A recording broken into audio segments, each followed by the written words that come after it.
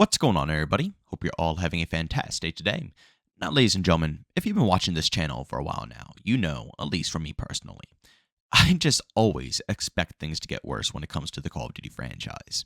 A while ago, I used to believe that, we've hit rock bottom, and Activision can't possibly do anything worse, but I have grown to learn that that is the wrong mindset to have when you're in the Call of Duty community, because things can always get worse. And ladies and gentlemen, in today's video, the information that I have for you guys, trust me, it doesn't even get me angry at this point. I'm not even salty at this. I've been angry for so long. That's not even emotion. The problem here is that this is just beyond depressing. But of course, ladies and gentlemen, before we go ahead and hop into the topic of today's video, if you do enjoy what you hear today and you want to hear more commentaries revolving around Call of Duty, Battlefield, XDefiant, other FPS games out there, don't forget to go ahead and subscribe and hit that notification button. And also, if you do want to go ahead and catch me live stream, we will be live today over on Kick. You guys can find the link to all that stuff down in the description of this video. The stream will probably start around 3 p.m., but if you want to chat it up, hang out with us, catch some vibes, you can go ahead and do so. Now, ladies and gentlemen, as you can see right here from the official SM2 page over on Twitter, they went ahead and said, today, a team member received a cease and desist letter on behalf of Activision Publishing in relation to the SM2 project. We are complying with this order and shutting down all operations permanently. Thank you for all your support over the past 2 years.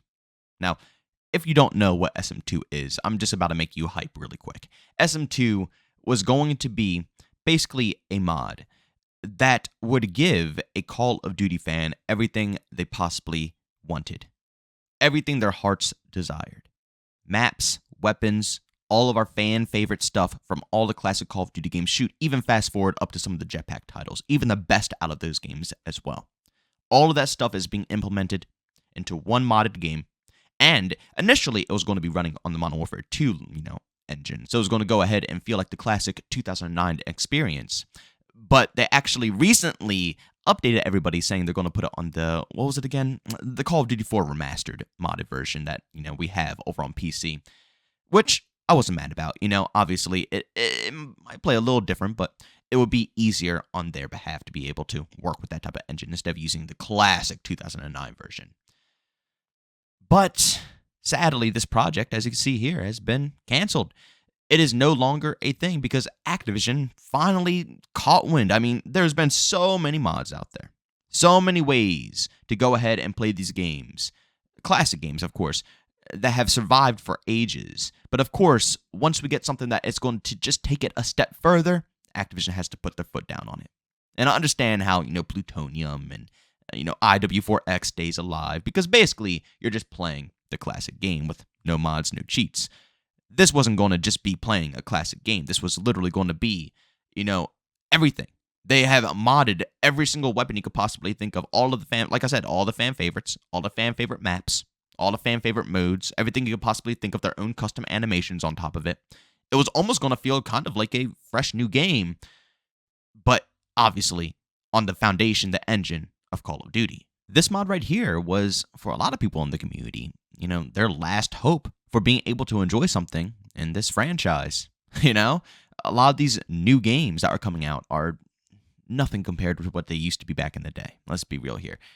Call of Duty has strayed so far away from what made it good in the first place. It's trying to be an everybody game instead of focusing on being what made it popular in the first place, a fast-paced, fun, arcade 6v6 shooter.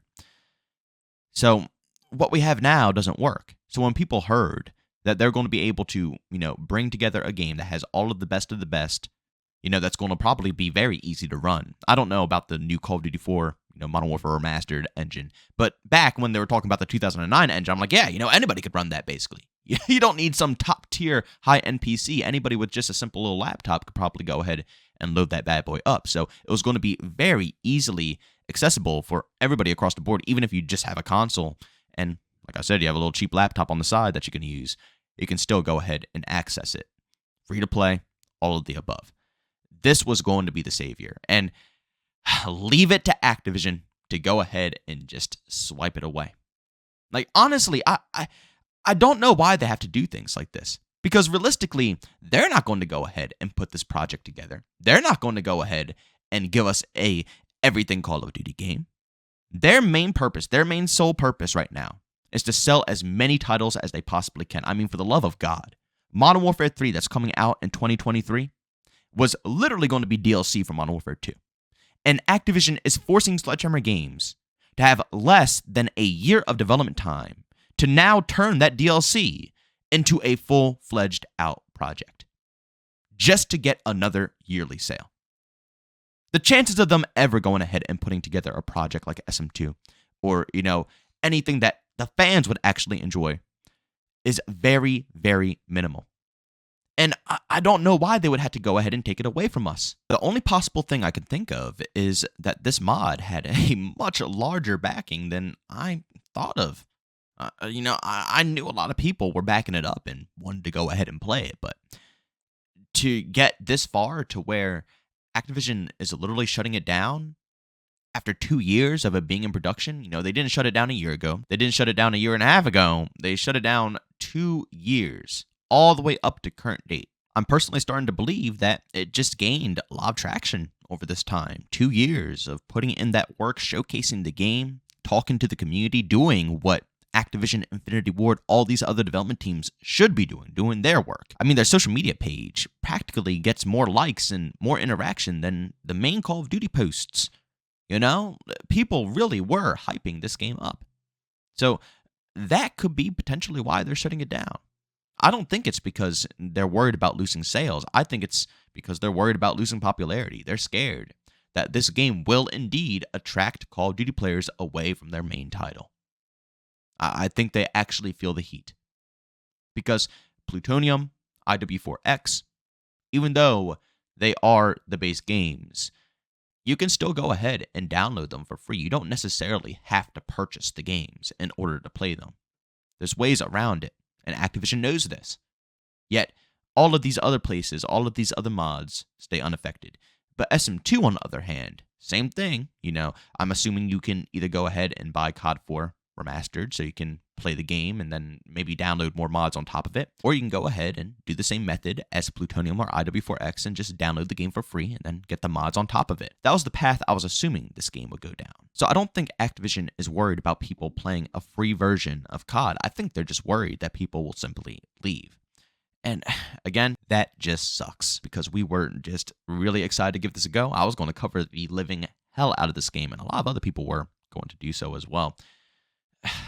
I don't know. I don't know if we'll ever be able to see something like this.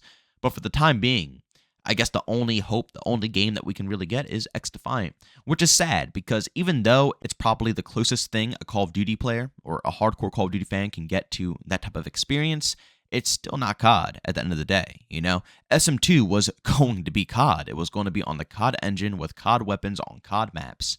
It was going to be Call of Duty. If you were a COD fan, that was going to be the game for you.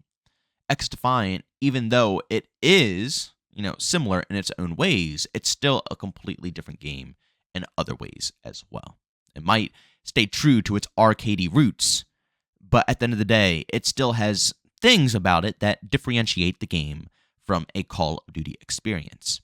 But at the end of the day, I still think that game is going to be the best thing that we could possibly get for the time being, especially if you're going through the Call of Duty drought. And trust me, the next game is going to be a really rough time as well. Obviously, we're going to go ahead and cover it on this channel, but where my playtime is going to go, definitely X-Defiant right now.